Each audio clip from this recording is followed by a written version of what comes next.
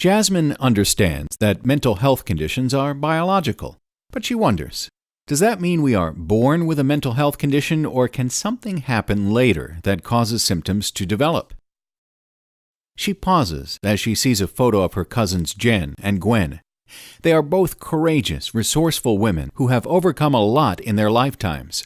Jasmine remembers that one of them is diagnosed with bipolar disorder. These identical twins can help us understand the complex answer to Jasmine's question. If you were to map Jen's and Gwen's genes, they would be identical. They look the same, sound alike, and have been known to finish each other's sentences. This is because they both inherited identical genes from their parents. Not only do they have identical genes, but they also experienced many of the same childhood events, including the trauma of their parents' messy divorce, which led to homelessness and abuse.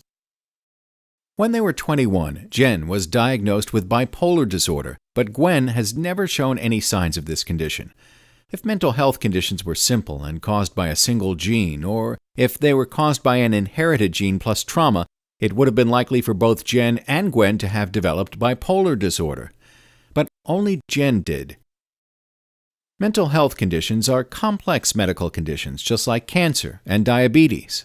Even though identical twins share the same genes and many of the same life events, only one may develop cancer, diabetes, or a mental health condition. Why? What else could be happening?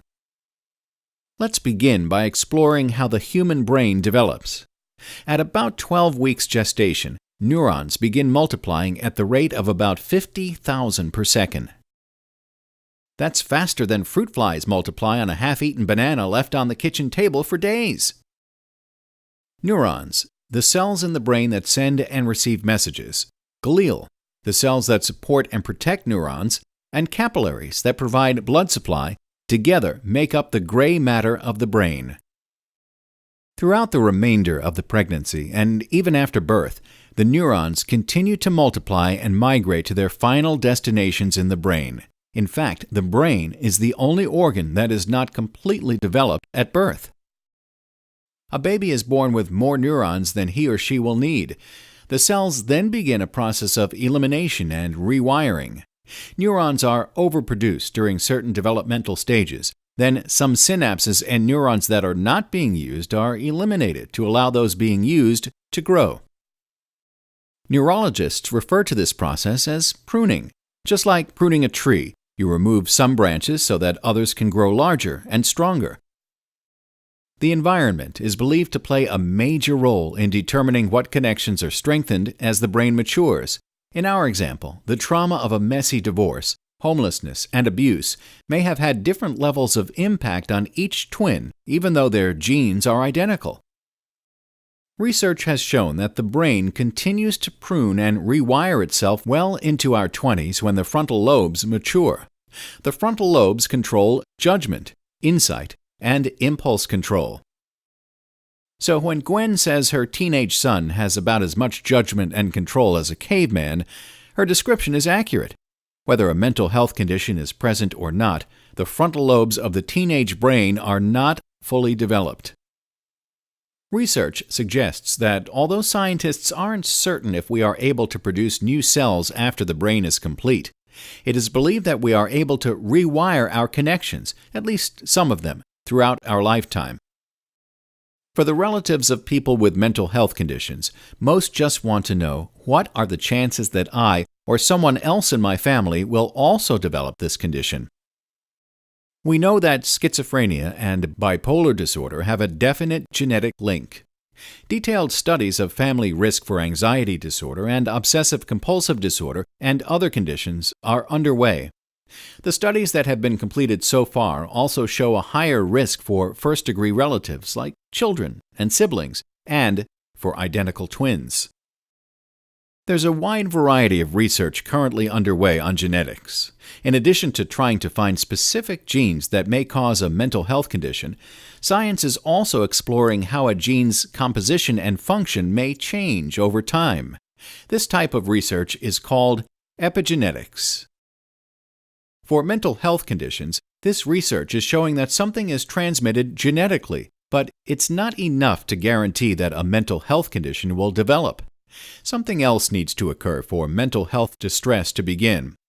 There are two major thoughts on what that something else might be. Biological scientists call it a second hit and believe it comes from a virus, an injury in the womb or during birth, exposure to toxic substances, or problems with the immune system.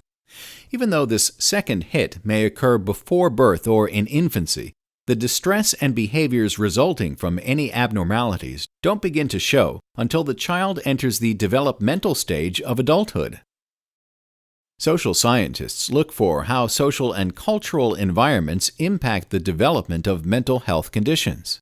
They look at the neighborhood a person lives in, their health habits, the traumatic events they have experienced, and every other social aspect of the person's life. The vulnerability stress model is one theory that shows how biological and social environments might work together. This theory says that mental health distress has a biological basis that is affected by social and environmental factors. A person may have inherited a gene that makes them vulnerable to developing a mental health condition. Then, when they experience an additional social or environmental stressor, that increases the likelihood of a mental health condition developing. The combination of the biological tendency that's already there and the environmental factor that's added are believed to initiate the development of symptoms.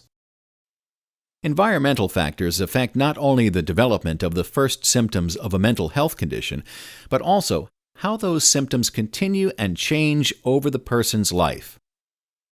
It's important for you to know that someone who has both a genetic predisposition to a mental health condition and a disruptive environment is not guaranteed to develop symptoms.